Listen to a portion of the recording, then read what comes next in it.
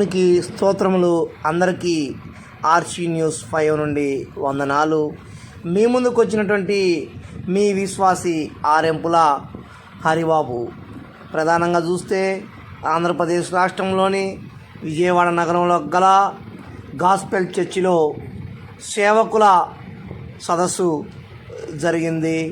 అట్టి సదస్సులో వెంసూరు మండలం ఖమ్మం జిల్లా కుంచిపర్తి గ్రామానికి చెందినటువంటి పాస్టర్ అనసూయమ్మ తన కుటుంబానికి సమాజంలో ఎదురవుతున్నటువంటి అనేక విషయాలపైన ఆమె ప్రభు రక్తమునందు సాక్ష్యాన్ని చెప్పారు.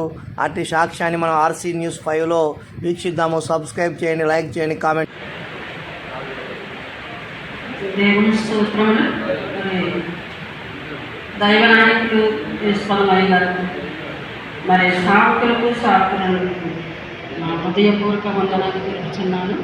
మాది కుంచిపర్తిలో సేవ చేస్తున్నాను. నా పేరు అనసూయమ్మ. మరి దేవుని కృపను బట్టి మరి నాకు 2 కుమారుళ్ళు, మరి మా అయ్యగారు, నేను, మరి ఇంకా నా 2 కుమారుళ్ళలో నా పెద్ద కుమారుడు చనిపోయాడు. నా చిన్న కుమారుడు దేవుని కృపను బట్టి సేవలోకి రావడానికి దేవుడు కృప చూపాడు. దేవుని స్తోత్రములు.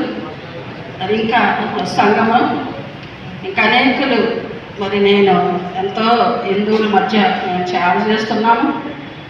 మరి అక్కడ అనేకులు విగ్రహారాధన ఎక్కువగా మా ఇంటి చుట్టూ, చర్చి చుట్టూ కూడా అనేకులు అన్యులే గుళ్ళు కట్టుకొని పూజ చేస్తూ ఉంటారు.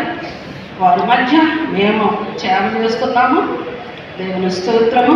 మరి అక్కడ అనేకులు మార్చబడవలనని, మరి నేను కూడా ఆరోగ్యవంతురాలుగా ఉండటానికి మీరందరూ కూడా ప్రార్థన చేయవలనని, మరి నా చిన్న కుమారుడు సేవలో నిలబడటకు మీరందరూ కూడా ప్రార్థన చేయవలనని నేను ఎంతగానో కోరుచున్నాను.